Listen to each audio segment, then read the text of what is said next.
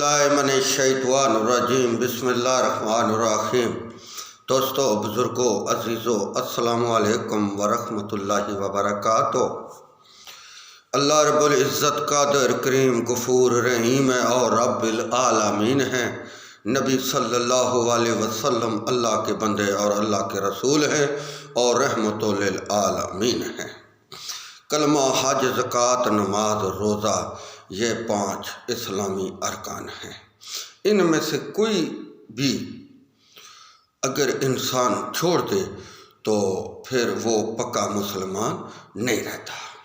اس لیے اللہ اور اللہ کے رسول نے حکم دیا ہے کہ ان 5 ارکان کو مضبوطی سے پکڑ لو اور ان پر عمل پیرا رہو اور سر خم تسلیم کرو۔ نماز جو ہے یہ ایک عبادت ہے اور اسلام کا رکن ہے۔ اس کو ہر صورت پڑھنا ہے، اس کو چھوڑنا نہیں ہے۔ روزہ ہر صورت رکھنا ہے، اس کو ترک نہیں کرنا۔ حج ہر حالت میں کرنا ہے، اگر پیسے آپ کے پاس ہیں تو، اگر پیسے نہیں ہیں تو پھر اگر نہ کرے تو گناہ نہیں ہوگا، کیونکہ آپ کے پاس پیسے نہیں ہیں۔ زکوٰۃ ہر صورت دینی ہے، اگر پاس پیسے مال نہیں ہے تو پھر آپ پر فرض نہیں ہے، پھر آپ کو اس کی معافی ہے۔ روزہ، نماز، یہ جانی عبادت ہے۔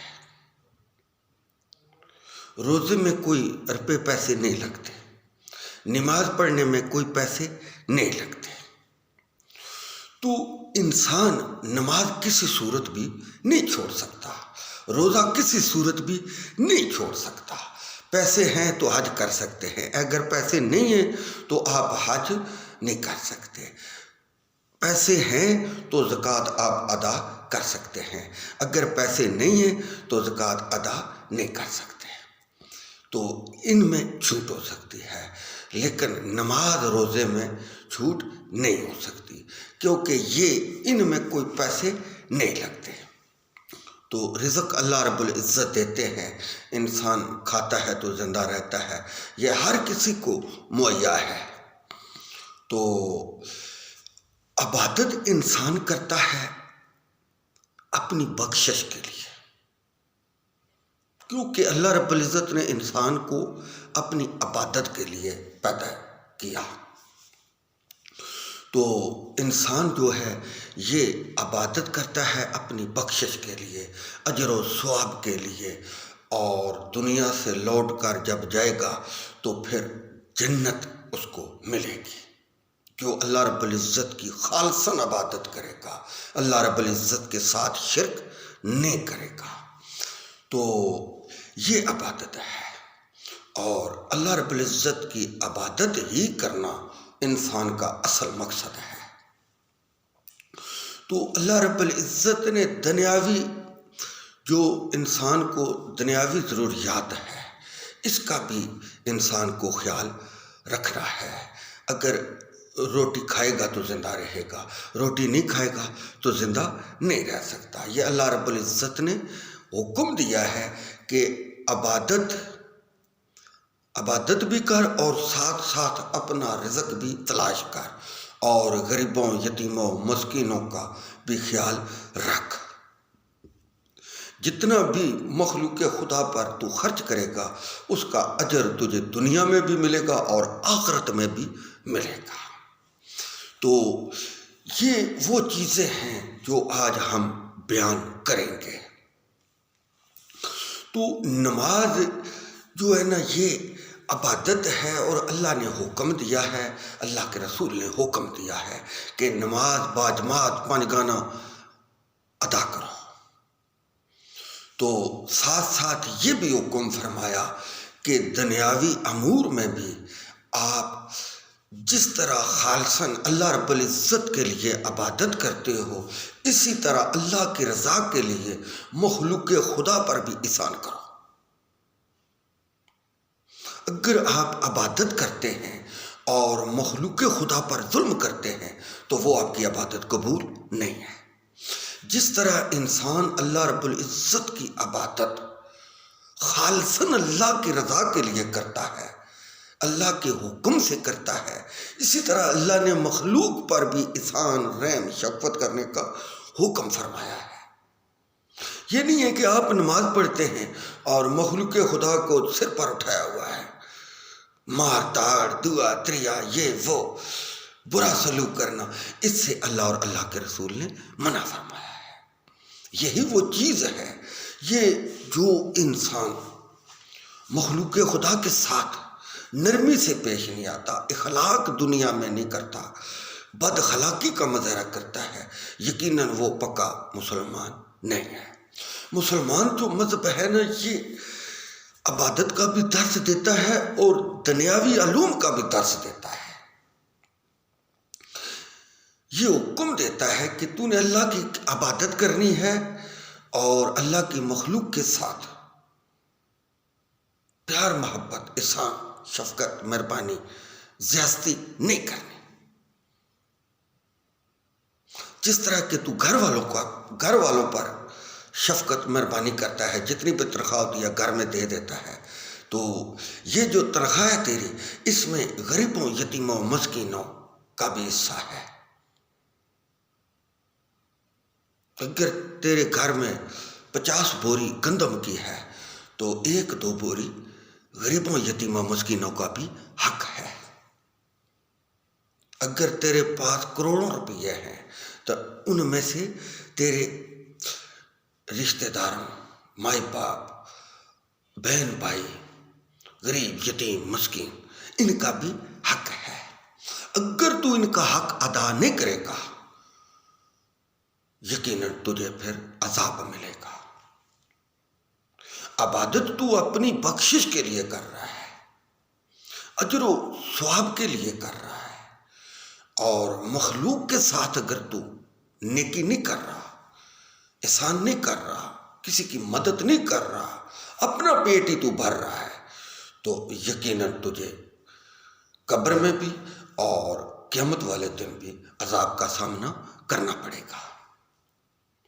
اس لیے اسلام ہر چیز کا درس دیتا ہے جو نیکی کا ہے، جو ہر چیز نیکی کا ہے، نیکی ہے، اس کا درس دیتا ہے۔ ہر برائی سے اسلام منع کرتا ہے۔ نماز بھی پڑھے، بے حیائی بھی کرے، تو یہ دونوں چیزیں ساتھ چل نہیں سکتی۔ محبت اور نفرت دونوں ایک ساتھ نہیں رہ سکتی۔ اسلام نے نفرت کو نکال دیا ہے اور محبت کو پذیرائی دی ہے۔ جو مخلوق خدا سے نفرت کرتا ہے، اللہ اس سے نفرت کرتا ہے۔ جو مخلوق خدا کے ساتھ حسن سلوک کرتا ہے، اللہ اس شخص سے اس نے سلوک کرتا ہے۔ یہی اللہ اور اللہ کے رسول نے حکم دیا ہے۔ جانوروں کے ساتھ بھی زیادتی نہ کر، کسی مخلوق کے ساتھ انسان تو زیادتی نہ کر، اللہ کی عبادت کر۔ تمام جو بھی مخلوق اللہ رب العزت نے پیدا فرمائی ہے، وہ سب کا تعلق تیرے سے ہے اور تیرا تعلق ان سے ہے۔ ان کے ساتھ تو پیار محبت کر، یہ اللہ نے حکم دیا ہے، اللہ کے رسول نے حکم دیا ہے۔ اخلاق کے ساتھ زندگی بسر کر، پیار محبت کے ساتھ زندگی بسر کر۔ فتنہ، فساد، بدفعلی، شراب، اللہ کے ساتھ شرک کرنا، یہ سب کفر کی باتیں ہیں۔ مائی باپ کی نافرمانی کرنی، مخلوق خدا پر ظلم کرنا، اس سے اللہ اور اللہ کے رسول نے منع فرمایا۔ ان سب چیزوں سے انسان تو باز رہو، پھر تو پکا مومن ہے اور اسلامی دائرے کے اندر ہے، اگر تو مخلوق خدا کے ساتھ ظلم کرے گا، زیادتی کرے گا، تو پھر تو اسلام کے دائرے کے باہر ہو جائے گا۔ جو بھی شخص مخلوق خدا کے ساتھ ظلم کرتا ہے، ناجائز تنگ کرتا ہے، تو اللہ تعالیٰ اس کو نظر کرم سے نہیں دیکھتے۔ جو انسان اللہ کی عبادت، خالصاً اللہ کی عبادت کرتا ہے، مخلوق خدا کے ساتھ وسعت نہیں کرتا، ظلم نہیں کرتا، زیادتی نہیں کرتا، اللہ اور اللہ کے رسول کے احکام کے مطابق زندگی گزارتا ہے، یقیناً اللہ رب العزت اس پر شفقت، مہربانی، رحم کریں گے۔ اللہ سے بڑھ کر کوئی رحم کرنے والا نہیں ہے۔ وہ حلیم ہے، قادر ہے، کریم ہے، غفور ہے۔ ہم تمہارا مذہب اور عقیدہ نہیں دیکھتے، ہم تو یہ دیکھتے ہیں کہ اللہ کی مخلوق کے ساتھ کون سی بھلائی کرتے ہو۔ تمہارے مذہب اور عقیدے کا فیصلہ تو ہم قیامت والے دن کریں گے، کون ٹیڑھے راستے پر تھا اور کون سیدھے راستے پر تھا۔